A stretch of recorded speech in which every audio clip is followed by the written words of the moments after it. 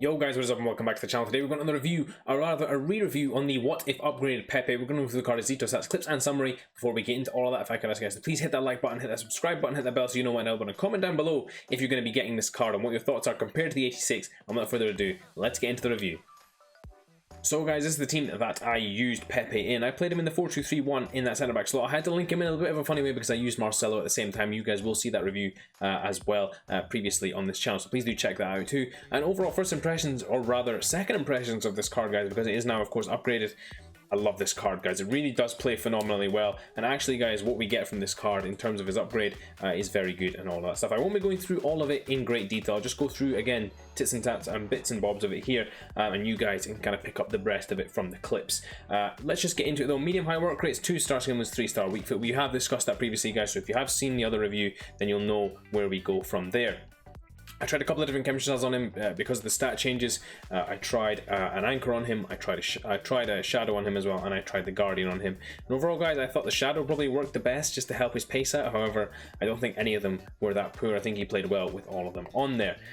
In terms of the key pros of this card, guys, his aggression has gone up again, which is what I loved about this card the first time. His defensive stats, his physicality, all fantastic, guys, and that's really the pros of this card. His reactions are phenomenal as well. He's so quick in terms of moving around in that box, getting in the way, blocking shots, all that good stuff as well, intercepting the ball as well. His passing range is pretty good, and his sprint, the only con I would say, guys, of this card that you really have to pick up on is that agility and that sprint speed and acceleration being the wrong way around.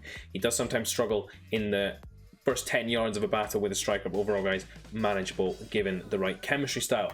Player traits, of course, dives into tackles and leadership traits, so both nice traits to have in a centre back. I'm not a big fan of the dives into tackles trait because it has cost me a penalty once or twice, but he didn't give away anything, and guys, actually, he's a very clean tackle on the ball. You'll see that in the clips.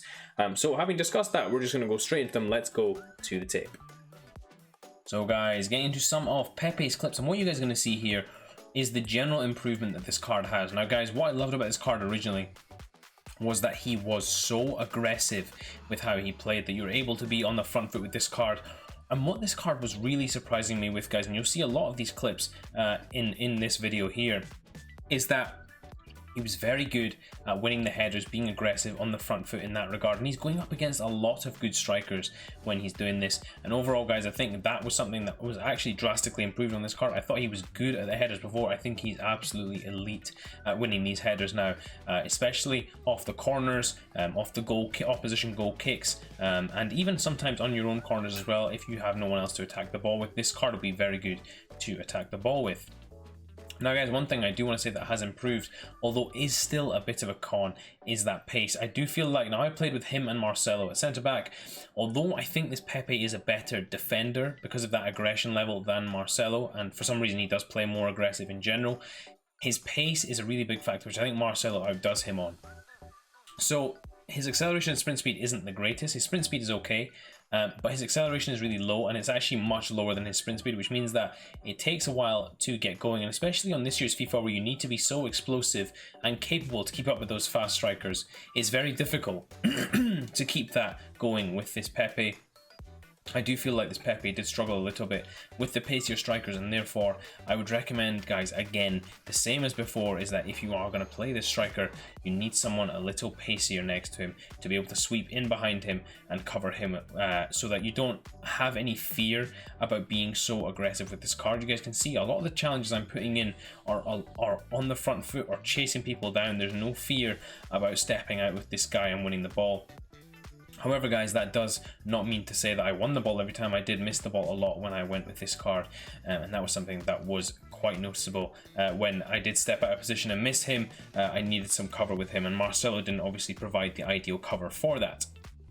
Now, guys, one thing I want to say as well, which talks about the dives into tackles trait. Dives into tackles has given away a couple of penalties for me in the past, given away some stupid fouls as well.